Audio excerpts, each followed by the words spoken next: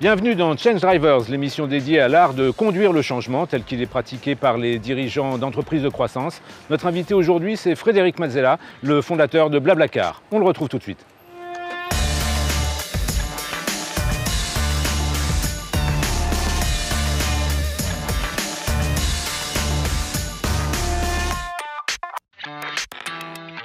Alors Frédéric, cette émission est consacrée à l'art du changement, du management de la transformation. Dieu sait s'il y en a eu des transformations au fil de l'histoire de Blablacar, depuis les débuts sous la marque covoiturage.fr jusqu'à aujourd'hui. Vous avez 14 millions d'utilisateurs rien qu'en France.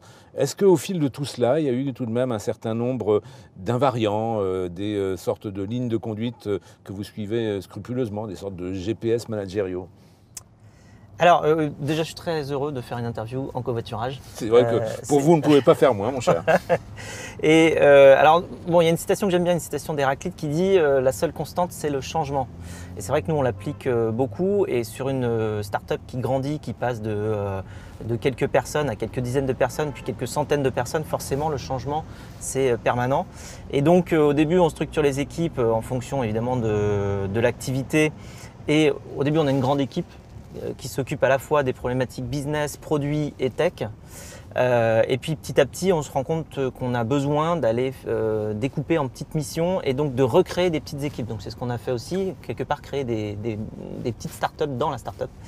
Avec des équipes de 6, 8 à 10, 12 personnes généralement, où on va concentrer justement tous les aspects nécessaires, c'est-à-dire à la fois business, produits et tech, dans une petite équipe qui va avoir une mission. Donc ça permet d'aller faire ce qu'on appelle, nous, des tribus, qui sont des petites startups dans la startup. Ensuite, quand on devient plus grand, donc quand on dépasse 150, 200, là, on repense encore de nouveau, puisqu'il y a le cœur business qui va nécessiter quand même des équipes assez grandes et donc opérationnellement quelque chose d'assez conséquent. Et puis ensuite, pour les nouvelles activités, on va pouvoir faire des petites startups, encore une fois, à 8-10 personnes, pour réinventer quelque chose. C'est ce qu'on a fait pour nos produits de covoiturage courte distance BlablaLines et pour l'assurance plus récemment. Alors, quand on mène autant de transformations, bien évidemment, tout ne peut pas se passer en ligne droite. Il y a des dodanes, il y a parfois, bien sûr, en particulier de la réticence au changement qu'il faut réussir à gérer. Est-ce qu'il y a des moments où vous vous êtes dit ça ne va pas passer? Est-ce qu'il y a des moments où d'ailleurs ça n'est pas passé et vous en avez tiré au passage quelques leçons de management? Alors, on se dit ça quasiment tous les jours, hein. Ça ne va pas passer parce qu'en fait, on est en train d'imaginer le futur. Donc quand on imagine quelque chose qui n'existe pas encore, forcément, il y a des chances que ça ne se passe pas. Par contre, bon, il faut expliquer la direction, expliquer le changement. Alors, bon, on a eu beaucoup d'étapes où on a essayé. Moi, je considère que l'échec, c'est une succession d'erreurs répétées. Donc ce qu'il ne faut pas, c'est s'entêter et répéter la même erreur. Mais quand on a cette approche-là qui consiste à être assez rationnel par rapport à ce qu'on a fait et à pouvoir passer à la suite quand ça ne marche pas, eh bien on arrive rarement dans des situations d'échec, en tout cas pas d'échec permanent.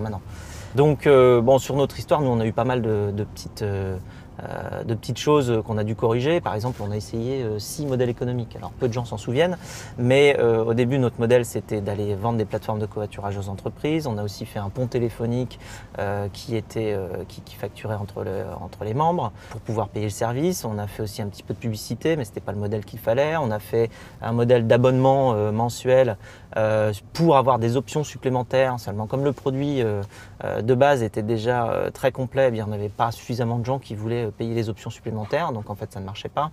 On a fait aussi des plateformes pour les concerts, les festivals, et puis on est arrivé au modèle économique qu'on a aujourd'hui, c'est-à-dire le modèle transactionnel, c'est-à-dire quand un passager va régler 25 € en ligne, eh bien, il y a 22 € qui vont partir au conducteur à peu près, et puis 3 € qui vont servir à payer l'ensemble des coûts de tous les réseaux et de toute l'équipe. Alors, bien évidemment, quand on évolue de manière aussi profonde, aussi structurante, et ça prend des formes diverses, on ne peut pas le faire en vase clos. Forcément, ces transformations, il faut les gérer en intégrant ses clients, ses utilisateurs, ses partenaires, ses apporteurs de solutions. Comment est-ce que vous abordez cette transformation en écosystème ? Alors, on a la chance d'être en contact avec 65 millions de personnes, 65 millions de membres dans 22 pays. Et donc, c'est une source d'inspiration, j'ai envie de dire presque infinie. Heureusement, nos membres nous suggèrent des améliorations, nous signalent aussi des dysfonctionnements, donc on réagit très très vite. Il faut voir qu'une société comme BlaBlaCar, un service comme le nôtre, fait une dizaine de mises à jour de son service par jour.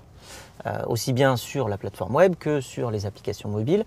Et donc on est en évolution permanente. Donc déjà une fois qu'on a compris ça, on se dit qu'effectivement tout est possible et tout est changeable. Donc au fur et à mesure des interactions, on va aller modifier. Donc une grande source d'inspiration sont nos membres. Aussi, de l'autre côté, ce que l'on fait nous, c'est que, on est quelques centaines chez BlaBlaCar, on fait du covoiturage nous-mêmes. Moi j'ai encore fait 4 covoiturages sur le dernier mois. On a un principe chez nous qui dit « Be the member », donc on est le membre pour justement pouvoir améliorer notre produit et ça c'est très important.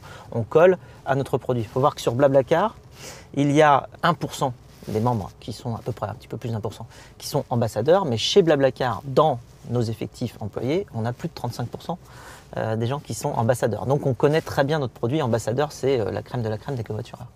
Et quelle place pour l'échec? Parce que forcément, quand on expérimente autant, il faut pouvoir se laisser une marge de manœuvre et la possibilité que tout ne fonctionne pas, parce que tout ne fonctionnera pas. Oui, alors on a un principe chez nous qui dit fail, learn, succeed. Donc l'échec, l'apprentissage et le succès. Parce qu'entre l'échec et le succès, il y a l'apprentissage. Donc on a le droit de faire des erreurs, on a le droit de tenter quelque chose qui ne marche pas. En revanche, on n'a pas le droit de ne pas apprendre de ces erreurs. Parce qu'ensuite, une fois qu'on a appris, eh bien, on a de bonnes chances de faire quelque chose qui va mieux marcher juste après. Donc ça, c'est écrit sur les murs chez nous déjà. Ça permet justement de progresser et d'avoir un esprit d'innovation permanent. Ça nous a permis justement d'aller chercher notre modèle économique à travers les années. Ça nous permet aussi d'aller lancer des nouveaux projets d'innovation, d'essayer des choses comme on le fait à la fois sur en ce moment des produits d'assurance, mais aussi sur le covoiturage plus courte distance, qui est une activité différente, puisque BlaBlaCar aujourd'hui c'est principalement des distances de, on va dire, 80 à 600 km, donc c'est du trajet longue distance que l'on va faire plutôt en fin de semaine ou pendant les vacances. Et BlaBlaLine, c'est une activité courte distance, donc pour le domicile-travail, faire du covoiturage le matin et le soir, et c'est des activités innovantes qu'on va chercher grâce à cet esprit start-up que l'on conserve et que l'on cultive.